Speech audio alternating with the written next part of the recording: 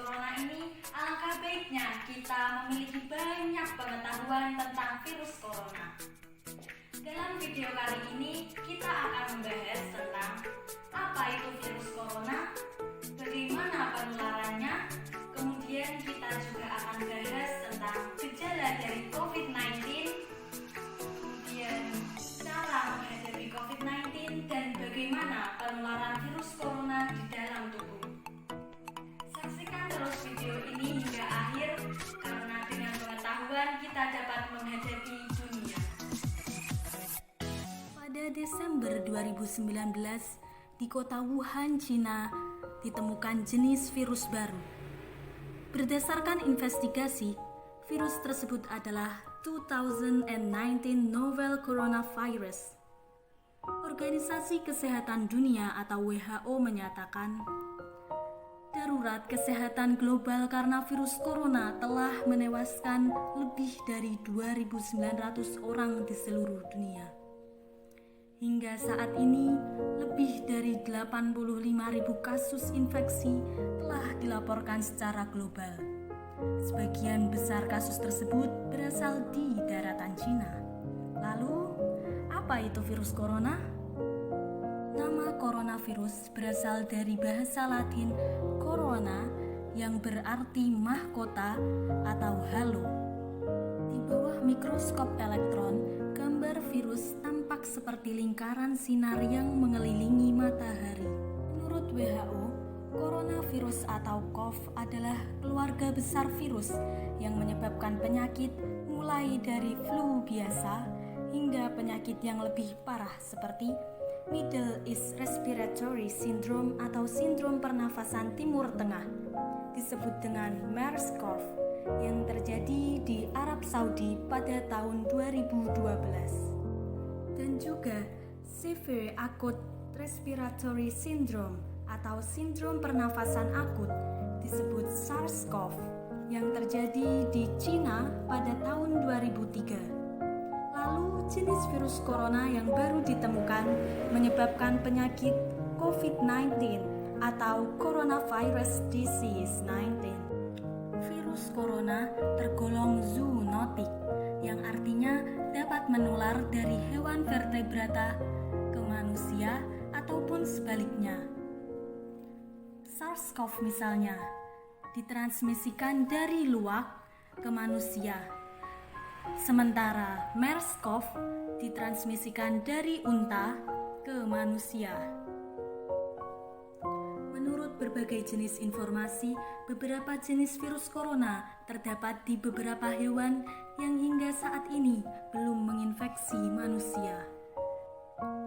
COVID-19 adalah sebuah penyakit infeksi yang disebabkan oleh virus baru yang sebelumnya tidak diidentifikasi pada manusia. Virus dan penyakit baru ini tidak diketahui sebelum akhirnya mewabah di Wuhan, Cina. Bagaimana gejala COVID-19? Gejala dapat muncul dalam waktu 1 hingga 14 hari setelah terpapar virus. Menurut WHO, gejala paling umum adalah demam, lelah, sesak nafas, dan batuk. Beberapa jenis pasien mungkin mengalami keluhan nyeri, hidung tersumbat dan berlendir, nyeri tenggorokan, atau diare. Gejala-gejala tersebut biasanya muncul secara bertahap. Sebagian orang bisa terinfeksi tanpa mengeluhkan gejala apapun. Sebagian besar orang atau sekitar 80% dapat pulih dari penyakit tanpa perlu penanganan khusus. Sekitar 1 dari 6 orang yang terdiagnosis COVID-19 dapat mengalami sakit parah dan kesulitan bernafas. Orang dengan usia lanjut dan orang-orang yang memiliki riwayat penyakit seperti jantung, darah tinggi atau diabetes memiliki resiko yang lebih besar untuk menangani keluhan yang lebih serius. Bahkan dalam kasus parah dapat terjadi pneumonia atau penyakit menyerang paru-paru dan kegagalan organ tubuh hingga terjadi kematian. Lalu, bagaimana penularan COVID-19 dan perkembangan virus di dalam tubuh? Penularan dapat terjadi melalui droplet atau sebagian kecil air liur yang ditularkan dari seseorang yang terinfeksi ketika batuk atau bersin. Kemudian bagaimana di sini virus corona masuk ke dalam tubuh dan berkembang dalam tubuh kita? Pertama, virus corona akan masuk ke dalam tubuh, kemudian dia akan masuk ke dalam sel paru-paru. Di sini ini adalah sel paru-paru dan yang seperti duri-duri ini adalah protein ACE2. Protein ACE2 adalah tempat di mana virus menempelkan dirinya ke sel paru-paru. Nah, pada saat virus menempelkan diri pada protein ACE2, disinilah peluang pertama untuk menyetop virus tersebut. Di sini antibodi akan berpeluang, dia akan menyetop penempelan virus tersebut, dan saat ini ilmuwan juga sedang mencari obat lain untuk mencegah penempelan virus. Kemudian setelah itu, di sini sel akan menarik virus masuk dan virus akan masuk ke dalam gelembung. Lama-kelamaan virus tersebut akan membuat gelembung di sekitarnya menjadi asam. Kemudian disinilah klorokuin akan berperan.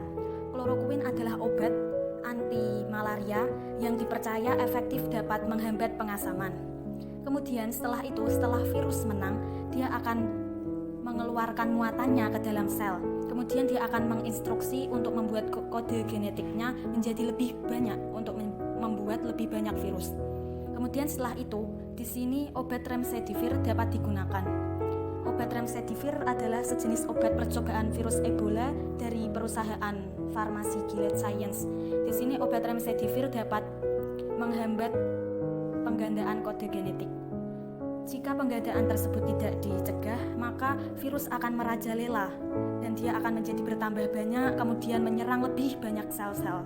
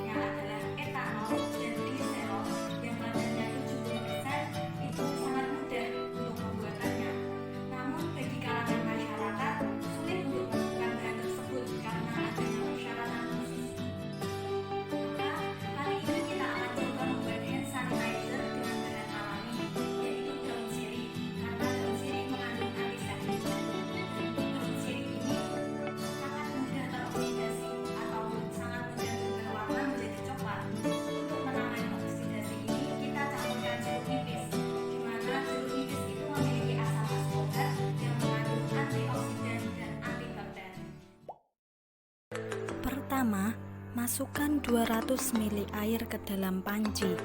Kemudian rebus air tersebut hingga mendidih. Potong kecil-kecil daun sirih.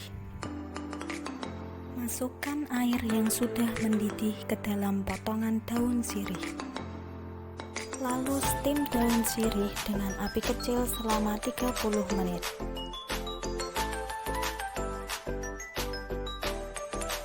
Campurkan 8 ml jeruk nipis dengan ekstrak daun sirih yang sudah direbus dengan penyaringan terlebih dahulu. Tuangkan ke dalam suatu tempat dan hand sanitizer siap dipakai. Dengan hand sanitizer buatan sendiri, maka tidak perlu terjadi kepanikan ya untuk memborong banyak hand sanitizer. Yang ketiga, menjaga jarak setidaknya 1 meter dengan orang yang sedang batuk atau bersin. Kemudian yang keempat, hindari menyentuh mata, hidung, atau mulut karena tangan kita menyentuh banyak benda dan orang yang memungkinkan virus dapat masuk ke dalam tubuh kita. Yang kelima, pastikan menjaga kesehatan tubuh saat kita sedang bersin atau batuk dengan menutup dengan tisu atau masker. Yang keenam, yaitu mencegah diri dari terinfeksi virus COVID-19, salah satunya dengan cara meminum kunyit putih yang dicampur dengan madu. Adapun cara pembuatannya yaitu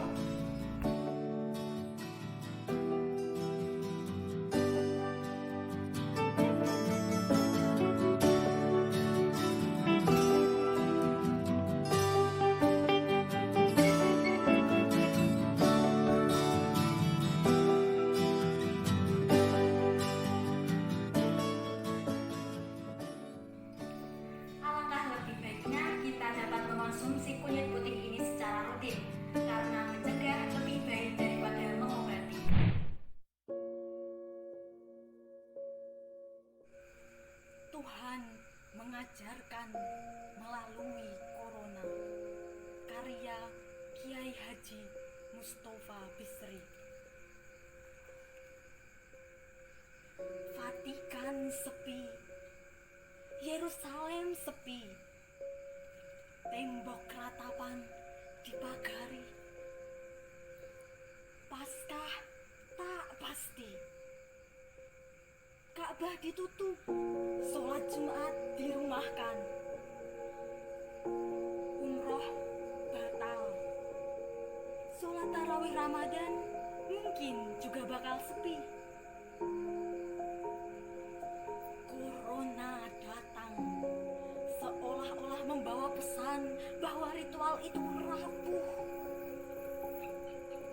bahwa hura-hura atas nama Tuhan itu semu,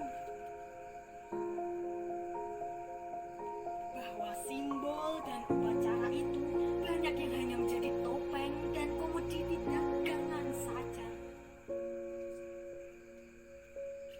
Ketika corona datang, engkau dipaksa mencari Tuhan,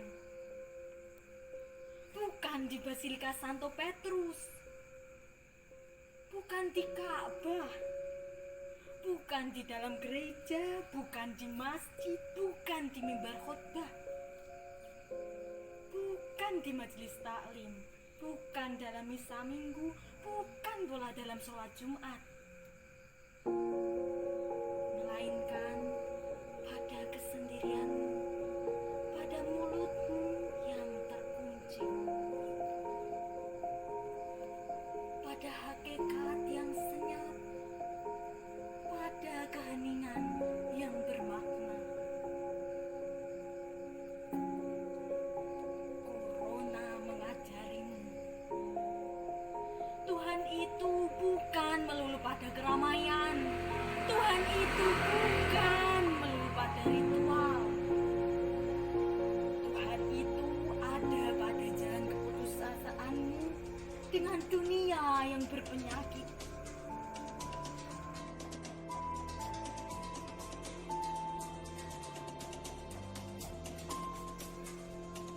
Corona memurnikan agama, bahwa tidak boleh ada yang tersisa kecuali Tuhan sendiri.